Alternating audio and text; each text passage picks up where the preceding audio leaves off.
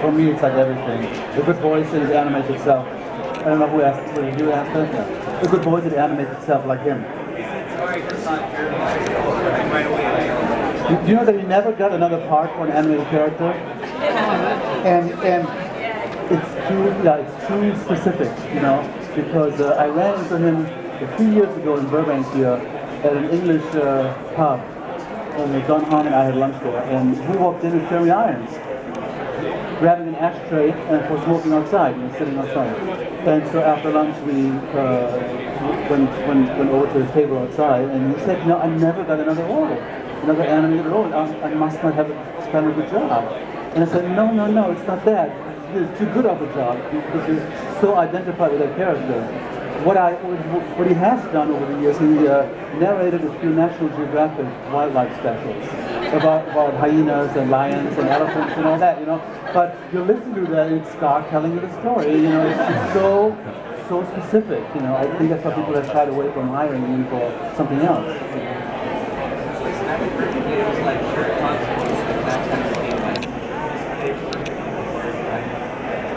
Yeah, and it's also fun for characters like that to make him look like the actor. Like Shere Khan looks like George Sanders, and he looks like Jeremy Irons, and he saw that too. I remember showing him early pencil test in London when we were recording him, and I showed him the pencil test where Scar set Simba up on a rock. Wait here, you know, your father has a marvelous surprise for you before the stampede. And he went like, "Oh my God, he looks like me." You know? And I said, it was kind of intentional, if you're okay with that. Which he was.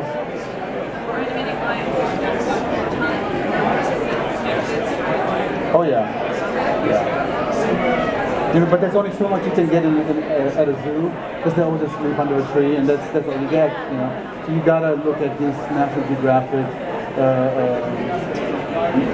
geo channels, you know, TV, wildlife channels, and look at these specials and go do that stuff frame by frame, because then you get the natural behavior, how they run, how they stop, you know, how they eat, and all that stuff. So you have to do that too.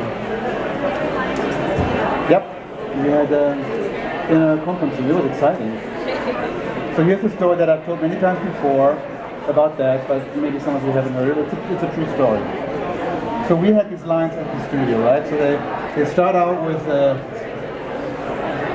like a lion cub, and everybody goes, "Oh, look how cute!" You know, it's walking between chairs and stuff like that. You draw this lion cub.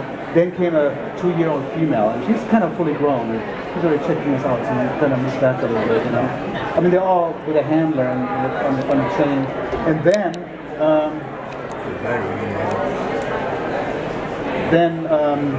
came a 7-year-old male around the corner, and I almost freaked out. Well, we all did, because there was no fence or anything. Just this human, this guy holding a chain, that thing could have taken off easily, you know, tear us to pieces. So then they said at the end of the drawing session, a few hours later, they said, "You know what, everybody leave. It's done for the day, but the supervising animators can stay, and you can touch the lion's mane and get a feel for it, you know."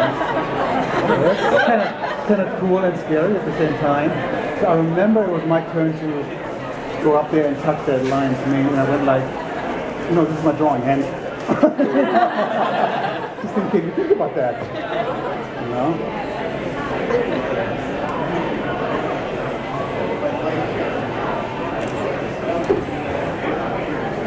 So on the line, do they bring the line on the studio, or do you go to the facility?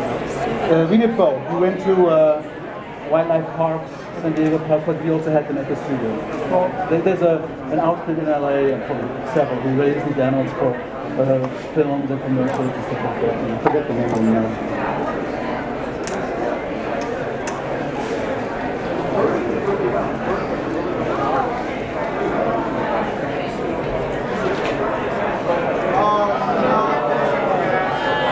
What happened? Camera malfunction.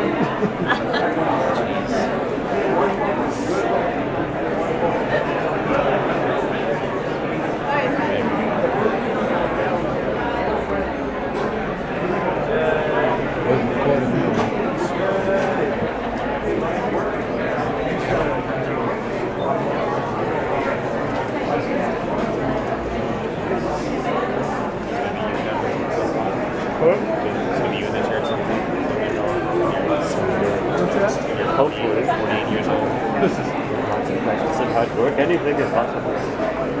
the master good like keynote today. And Forehead and people swarm around. So I'm trying to get a signature.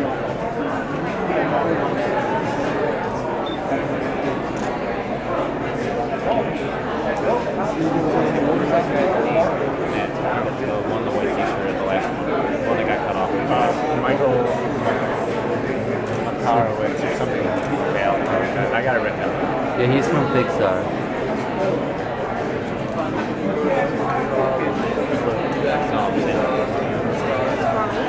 No, that doesn't happen. But it's really interesting how kids, when they see the animals, they see a bear, they go, look, Mom Baloo. This is attached to Disney names, these animals, you know. There's King Louie and there's like, well, it's kind of not. If you get it, can I you know, that's really little animals, you know. It's mine, yeah. She did. Somebody's freaking out. Oh, thank you. Can you do another one? Okay. Is he really nice? What's in order? Yeah. Mickey Mouse and Runaway Brain is somewhere in there, but I'm only going to do this. Oh, that's so cool. It's not easy either.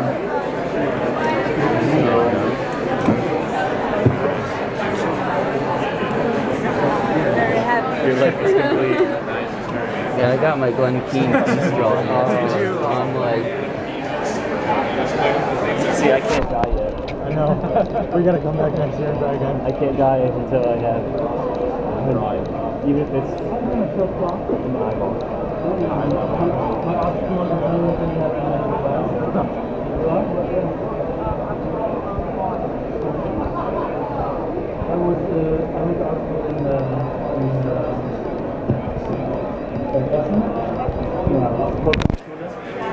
They probably have an animation course now, I don't know.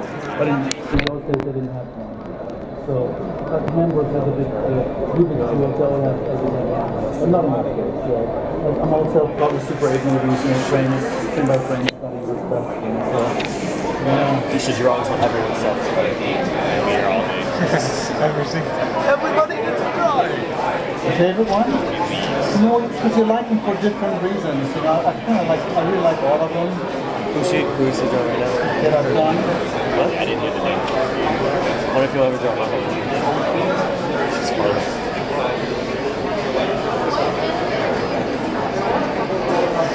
All of the old guys. Yeah. I can't. Because they were amazing. And I studied their work. You should draw constantly. Just their technique. Hades. What? He